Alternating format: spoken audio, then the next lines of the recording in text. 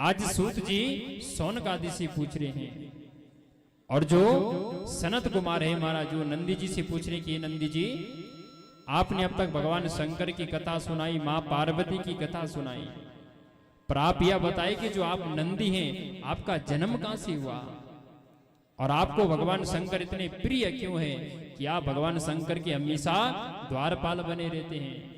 तो आज नंदी जी अपनी कथा सुना रहे हैं साहब। सूत जी कहते हैं, सौनक आदि से नंदी जी कह रहे हैं कि मेरे पिता में कोई संतान सदगति होने वाली नहीं है, सदगति होने वाली नहीं है प्रभु, मुझे ऐसा पुत्र दी प्रभु। क्योंकि सतयुग में मनुष्य की आयु थी 1,00,000 वर्ष, उसने महाराज 1000 वर्ष तक तपस्या करी, धीरे धीरे उसका शरीर का जैसे नष्ट होने लग गया, तो अंत तो गत उसकी जो हड्डी थी उसमें केवल प्राण बचा कि आनंदा प्राणदा भोक्ता। तब आज महाराज शिलाद मुनि ने भगवान शंकर से कहा कि मयि सियादि तुष्टोसि यदेवा वरदस्य मे इच्छामि त्वत्समं पुत्रं मृत्यु ही निमयो निजम। हे प्रभु, मुझे एक पुत्र चाहिए और जो हमेशा अजर रहे, अमर रहे, और वो पुत्र ऐसा चाहिए जो अयोनिज हो प्रभु, जो मृत्यु से क्या हो, हीन हो। आज भगवान शंकर बड़े प्रसन्न हो गए। भगवान शंकर ने कहा, शिलाद मुनि, मैं तुम्हें ऐसे ही पुत्र को प्रदान करूंगा जो कभी मरेगा नहीं, जिसकी कभी मृत्यु नहीं होगी। ऐसा वरदान दिया महाराज। आज भगवान शंकर एक दिव्य तेज निकला, और जब दिव्य तेज निकला तो उस दिव्य तेज से एक बालक प्रकट हुआ, और जब महाराज बालक प्रकट हुआ तो चारों तरफ गंधर्व गान करने लग रहे, अप्सराएं नृत्य करने लग गई, अग्नि महाराज समान हो गई, इंद्र से वर्षा होने लग गई। आज भगवान शंकर ने तो उस बालक का नाम क्या रख दिया? नंदी रख दिया। बोले नंदी भगवान की। सूत जी कहते हैं, सौनक आदि ऋषियों, आज जो सुंदर यज्ञोपवीत संस्कार करवाया। जब यज्ञोपवीत संस्कार हो गया तो आज वेदों को पढ़ने के लिए विद्यालय में भेजा।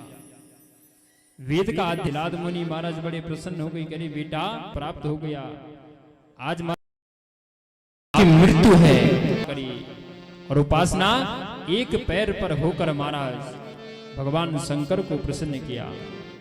और जैसे भगवान शंकर को प्रसन्न किया तो कहा कि अरे पिताजी, मैं भगवान शंकर जब महादेवस्य और माता पार्वती सहित भगवान शंकर जब प्रकट हुए, उन्होंने महाराज ऐसा वरदान लिया कि अरे बेटा, तुम हमेशा अजर रहे, पूजा से पहले तुम्हारी पूजा होगी साहब। तो आज भी नंदी जी भगवान शंकर के, तो भगवान शंकर के उत्तराखंड काल की तरह दिखने वाले होगा।